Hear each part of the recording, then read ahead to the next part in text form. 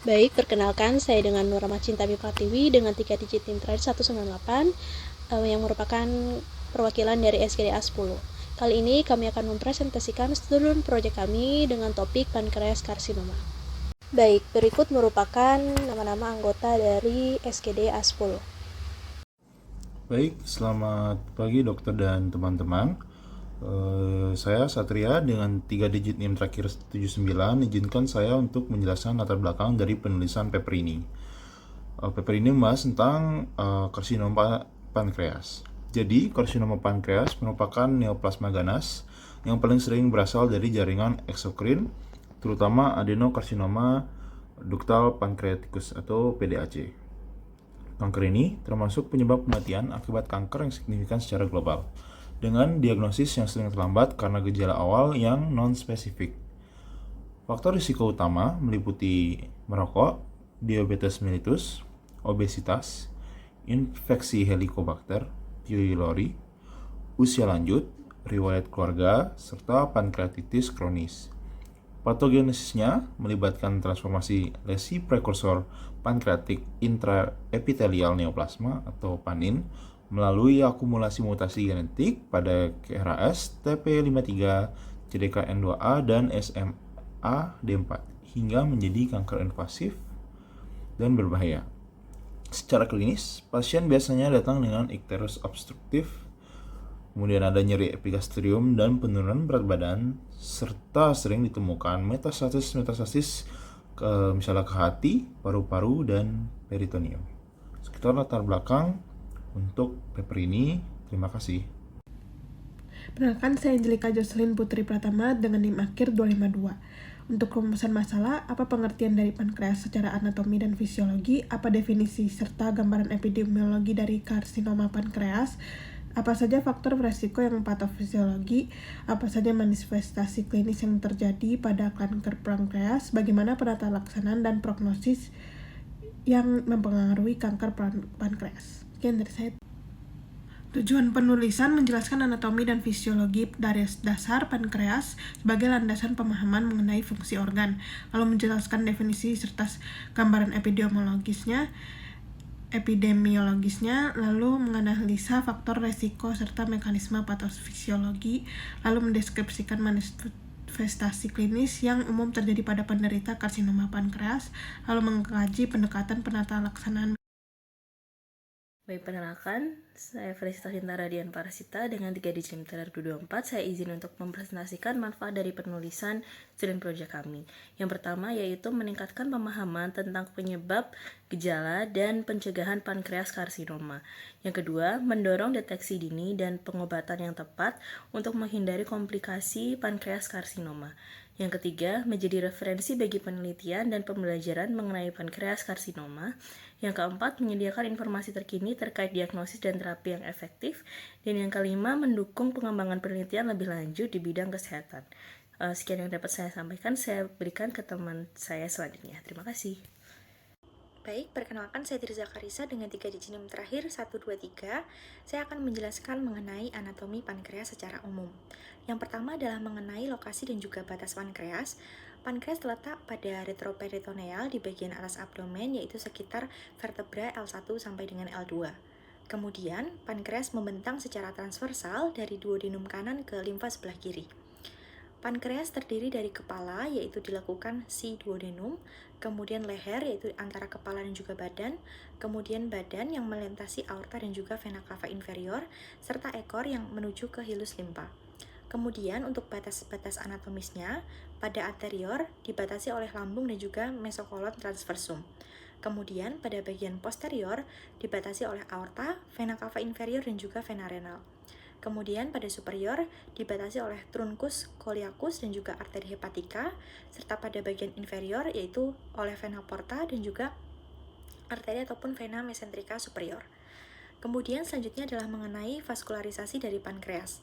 Untuk arteri pada bagian kepala pankreas akan divaskularisasi oleh arteri pancreatico-duodenal superior, yaitu yang berasal dari arteri gastroduodenalis, kemudian juga oleh arteri pancreatico duodenalis inferior, yaitu yang berasal dari arteri mesentrika superior. Kemudian untuk bagian badan dan juga ekor dari pankreas divaskularisasi oleh cabang dari pankreatik dari arteri renalis atau splenica. Kemudian untuk vena divaskularisasi oleh vena pankreatiko-duodenalis, yaitu berasal dari vena mesentrika superior, dan juga vena splenica, yaitu berasal dari vena porta. Kemudian selanjutnya untuk sistem limfatik pada pankreas. Limfa mengalir searah dengan jalur arteri. Untuk drainase limfa pada bagian kepala yaitu akan ke arah nodus pankreatiko subsplenicus dan juga hepatoduodenalis. Sedangkan untuk badan dan juga ekor akan ke arah nodus mesentricus dan juga splenicus. Kemudian akhirnya semua dari sistem limfatik akan mengarah ke nodus celiac, kemudian nodus mesentricus superior, dan juga kemudian berakhir di ductus thoracicus. Dan yang terakhir adalah mengenai persarafan dari pankreas. Persarafan pada pankreas dipersarafi oleh plexus celiacus sebagai pusat dari persarafan utama. Kemudian untuk saraf parasimpatisnya yaitu adalah dari nervus vagus, di mana akan mempengaruhi sekresi dari eksokrin dan juga endokrin. Dan untuk saraf parasimpatis yaitu dari saraf torakal yaitu T6 sampai T10, kemudian saraf splanchnicus dan juga menyebabkan vasokonstriksi dan juga modulasi sekresi. Kemudian pankreas juga memiliki plexus intrapankreatik untuk mengkoordinasi lokal fungsi. Baik, sebelumnya perkenalkan, nama saya Zahra Foronia dengan 3 NIM terakhir 097. Di sini saya mohon izin untuk melanjutkan penjelasan terkait fungsi dari pankreas. Untuk pankreas sendiri, kita tahu bahwa pankreas merupakan organ yang memiliki multifungsi atau banyak fungsi.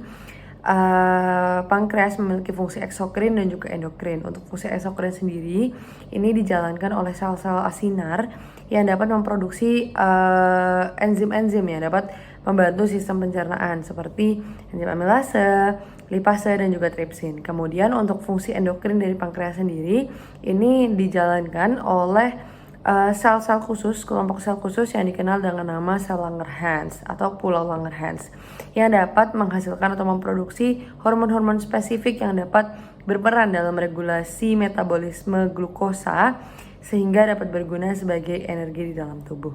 Mungkin itu sekian penjelasan dari saya, akan dilanjutkan oleh teman saya. Terima kasih. Baik, saya Putu Dikta Mulewardana dengan 3 digit NIM terakhir 021. Jadi, kanker pankreas atau pancreatic carcinoma adalah istilah untuk kelompok malignansi yang heterogen, baik itu secara perilaku biologisnya, hasil klinis, maupun implikasi terapeutiknya. Secara garis besar, kanker pankreas dapat dibagi menjadi eksokrin dan neuroendokrin pancreatic carcinoma. Eksokrin pancreatic carcinoma merupakan jenis karsinoma yang datang dari kelenjar eksokrin pankreas. Karsinoma ini sendiri dapat dibagi menjadi beberapa tipe, seperti pancreatic ductal adenocarcinoma, disingkat PDAC, kemudian ada pancreatic acinar cell carcinoma, disingkat PACC, dan juga beberapa tipe lain yang kasusnya sangat jarang untuk ditemukan. PDAC sendiri memiliki beberapa varian, seperti misalnya konvensional PDAC, disingkat cPDAC, kemudian ada adenosquamous carcinoma, kemudian ada colloid carcinoma, disingkat CC, dan undifferentiated carcinoma, disingkat UC.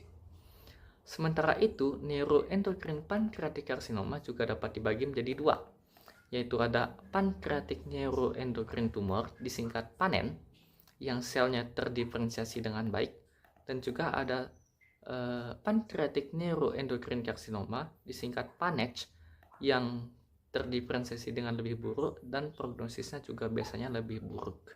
Baik, sebelumnya perkenalkan kembali saya dengan Nurma Cintaya Pratiwi dengan 3 digit yang terakhir 108. Selanjutnya epidemiologi dari pankreas karsinoma. Pankreas karsinoma merupakan salah satu kanker paling mematikan di dunia dengan angka kejadian dan kematian yang terus meningkat. Ada sekitar 508.000 kasus baru secara global pada 2021 dengan kanker ke-12 terbanyak serta penyebab kematian ke-6 akibat kanker. Lebih banyak terjadi pada pria dan negara dengan indeks sosiodemografi yang tinggi. Lalu peningkatan 60% kasus dalam 3 dekade terakhir, dan juga faktor risiko utamanya ada kadar glukosa darah tinggi, konsumsi tembakau, dan juga obesitas. Di Indonesia data terbatas namun potensi ancaman tinggi akibat rendahnya deteksi dini dan juga kesadaran masyarakat. Baik, sebelumnya perkenalkan nama saya Nomi Jovita Fadena Nainggolan dengan 3 digit akhir 250. Saya izin untuk melanjutkan pembahasan ke faktor risiko utama dari pankreas karsinoma. Jadi untuk yang pertama itu ada diabetes, di mana 80% pasien yang mengalami pankreas karsinoma ini juga mengalami diabetes mellitus atau glucose intolerance. Nah, jadi diabetes itu atau hiperinsulinemia dan juga hiperglikemi itu bakal menginduksi fibrosis, proliferasi seluler, dan juga pengobatan apoptosis, sehingga nantinya terjadi reaksi desmoplastik dan juga hiperplasia yang akan memicu adanya neoplasia. Nah, kemudian untuk yang kedua adalah merokok, di mana merokok akan menginduksi mutasi gen KRAS dan juga P53 dan menyebabkan peradangan kronis. Di sini nantinya juga akan menginduksi produksi sitokin dan faktor pertumbuhan yang nantinya juga akan berpengaruh ke pankreas karsinoma ini.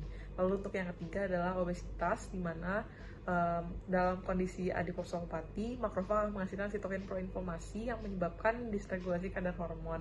Nah, obesitas sejak masa anak-anak itu juga memiliki resiko yang lebih tinggi relatif terhadap perkembangan dari kanker pankreas. Lalu yang keempat adalah riwayat keluarga.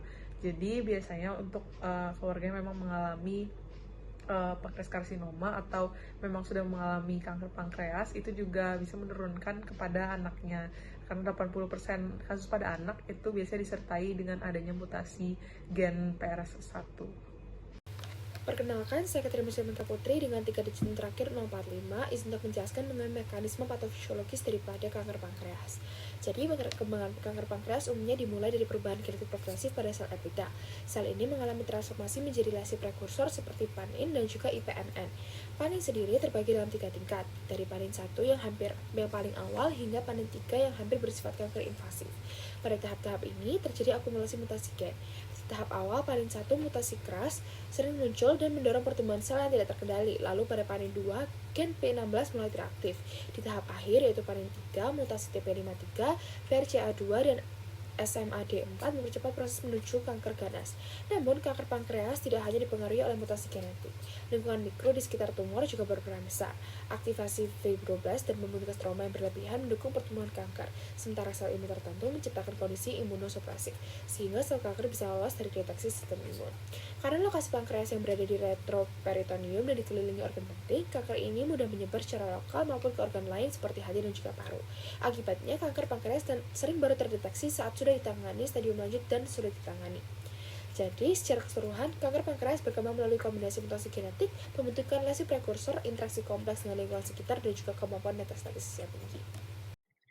Baik, terima kasih. Perkenalkan nama saya Natasha Ruslingun dengan 3 digit terakhir NIM 226. Di sini saya akan menjelaskan mengenai manifestasi klinis dan diagnosis dari kanker pankreas. Kanker pankreas merupakan sebuah tantangan untuk mendiagnosis dan sebagian kasus terdeteksi terlambat, baik dengan penyakit yang telah menyebar secara lokal maupun yang telah menyebar secara metastasis. Alasannya multifaktorial, termasuk gejala non-spesifik yang terkait dengan penyakit ini dan dekatnya pembuluh darah utama yang dapat dengan mudah diserang oleh tumor. Karena resiko kanker pankreas rendah, yaitu sekitar 1%, screening berbasis populasi pada tumor ini tidak direkomendasikan. Screening berbasis populasi umum memang tidak direkomendasikan, tetapi berbagai kampanye kewaspadaan telah dibuat untuk meningkatkan kewaspadaan terhadap gejala kanker pankreas yang seringkali tidak jelas dan menganjurkan banyak orang untuk mencari pertolongan medis sejak dini. Terungkap bahwa banyak orang yang didiagnosis dengan kanker pankreas merasakan gejala yang bersifat hilang timbul selama beberapa bulan sebelumnya. Baik, selanjutnya untuk gejala dan tanda klinis, pasien dengan karsinoma pada pankreas biasanya datang dengan gejala jaundice atau menjadi kuning tanpa merasa sakit pada sekitar 50 pasien. Hal ini biasanya disebabkan oleh penyumbatan saluran empedu dan dari tumor pankreas. Penurunan berat badan terjadi pada sekitar 90% pasien, nyeri perut terjadi pada sekitar 75% pasien, penurunan berat badan terjadi pada sekitar 90 pasien, dan terasa nyeri pada perut terjadi pada sekitar 75% pasien. Pasien juga dapat mengalami gejala lain seperti badan terasa lemah, gatal-gatal, akibat garam empedu di kulit, anoreksia, kantong empedu yang teraba keras dan tidak empuk, kantung empedu yang membengkak, feses beralkohol, dan urin berwarna gelap. Kadang-kadang pada pasien yang mengalami DVT atau deep vein thrombosis berulang akibat hiperkoagulasi probabilitas membuat dokter mencurigai adanya kanker dan melakukan pemeriksaan kanker secara menyeluruh. Tanda Courvoisier dapat menjadi salah satu tanda yang terlihat pada pasien kanker pankreas. Pasien juga dapat datang dengan diabetes yang baru terjadi. Temuan pada tes laboratorium akan menunjukkan adanya peningkatan transfusi hati, peningkatan bilirubin langsung dan total, peningkatan amilase dan lipase, serta peningkatan penanda tumor pankreas yaitu CA19-9 dan CEA. Sekian dari saya, terima kasih. Untuk bagian selanjutnya akan dilanjutkan oleh teman saya. Baik, saya izin untuk melanjutkan. Sebelumnya, perkenalkan saya Verushka dengan 3 digit NIM terakhir 149. Pada hari ini saya akan melanjutkan terkait pilihan terapi untuk pancreatic carcinoma. Nah, jadi pada pancreatic carcinoma itu terdapat 3 pilihan terapi utama, yaitu bedah, kemoterapi, dan juga terapi paliatif. Nah, bedah merupakan satu-satunya modalitas yang berpotensi kuratif, namun hanya sebagian kecil pasien yang dapat memenuhi syarat karena banyak kasus itu baru terdiagnosis pada stadium lanjut. Nah, untuk pasien dengan tumor yang resectable atau borderline, biasanya diberikan terapi neoadjuvan terlebih dahulu untuk mengecilkan tumor dan meningkatkan peluang reseksi bersih.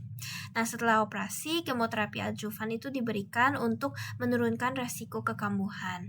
Nah, selanjutnya ada kemoterapi. Kemoterapi juga menjadi pilihan utama bagi pasien dengan penyakit stadium lanjut atau metastatik.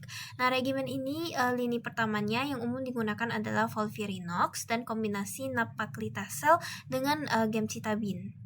Studi Napoli 3 menunjukkan bahwa regimen NALIRIFOX juga menjanjikan sebagai terapi lini pertama. Nah, selain itu, kemoterapi neoadjuvan atau konversi itu dapat memungkinkan tumor yang awalnya tidak dapat dioperasi menjadi operable atau dapat dioperasi. Nah, sehingga memperbaiki kelangsungan hidup. Nah, yang terakhir adalah terapi paliatif. Nah, ini juga merupakan pendekatan multidisiplin yang bertujuan mengurangi gejala dan meningkatkan kualitas hidup pasien. Nah, prosedur seperti pemasangan stent biliar endoskopik untuk mengatasi icterus dan blokade plexus iliac untuk manajemen nyeri itu sangat penting dalam perawatan ini. Nah, integrasi perawatan paliatif sejati ini terbukti untuk mengurangi intervensi agresif yang tidak diperlukan dan meningkatkan kualitas hidup pasien dan keluarganya. Mungkin sekian dari saya, terima kasih. Baik, selanjutnya prognosis dan faktor yang mempengaruhi. Prognosis karsinoma pankreas, tingkat kelangsungan hidup sekitar 5 tahun, secara global sekitar 12%. Lalu sekitar 89% pasien terdiagnosis pada stadium lanjut membatasi opsi kuratif seperti reseksi bedah. Lalu faktor yang mempengaruhi prognosis ada karakteristik tumor dari ukuran, lokasi, derajat, dan juga histologisnya. Lalu juga ada status resectability dan kadar penanda tumor seperti CA19-9. Respons terhadap terapi juga, dan juga faktor pasien seperti usia, status gizi, dan komorbiditas. Akhir kesimpulan, jadi pankreas karsinoma salah satu kanker paling mematikan dengan insidensi meningkat, terutama di negara berpendapatan tinggi. Di Indonesia sendiri datanya masih terbatas, namun tren serupa mulai terlihat juga. Deteksi dini sulit akibat gejala tidak spesifik dan keterlambatan diagnosis. Faktor prognosis utama ada stadium penyakit saat diagnosis, status resectability, usia, gizi, dan komorbiditas. Lalu peran penting biomarker dan pendekatan molekul dalam personalisasi terapi.